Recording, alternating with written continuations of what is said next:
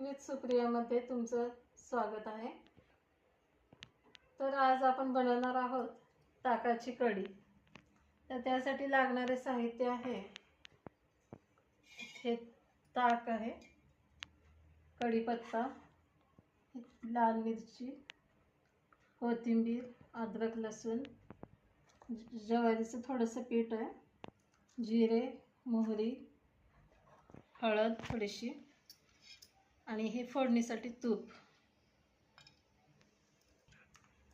या ज्वारीच्या पिठामध्ये आपल्याला थोडंसं पाणी घालून त्याला एकजीव करून घ्यायचं आहे।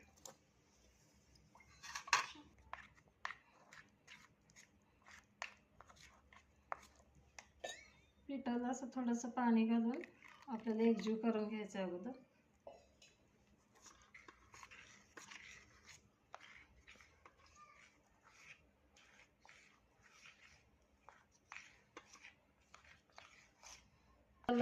या पिठाला आपल्याला ताकामध्ये घालून घ्यायचं।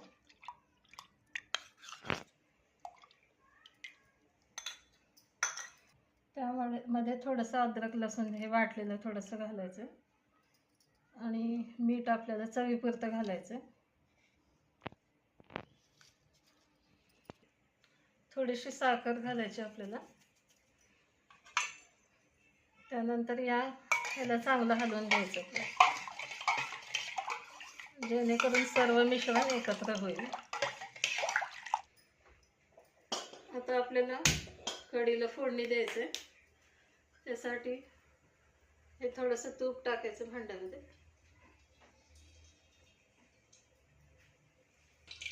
याच्यामध्ये आपल्याला प्रथम जिरे टाकायचं, पुन्हा मोहरी टाकायची,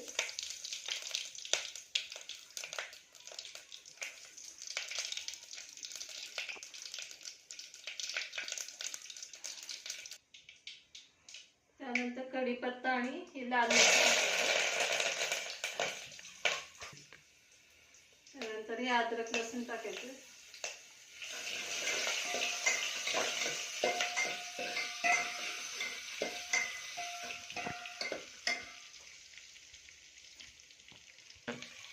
त्याच्यामध्ये थोडंसं हळद टाकायचं, थोडीशी कोथिंबीर टाकायचं आपल्याला आणि याच्यामध्ये घोळ टाकायचं ताकाचा।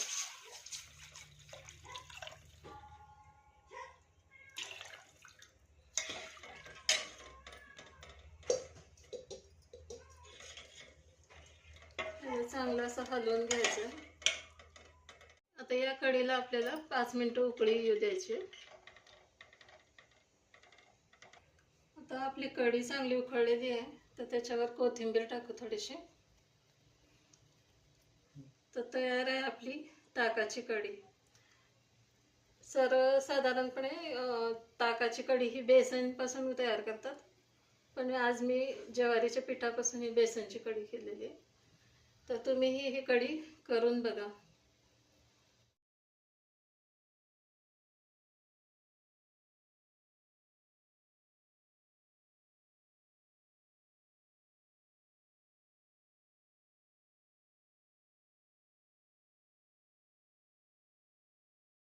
तर तयार आहे आपली ताकाची कढी। भातासोबत ही कढी खूप छान लागते, तेव्हा तुम्हीही ट्राय करून बघा। रेसिपी आवडली असेल तर लाईक करा, शेअर करा आणि सबस्क्राईब करा।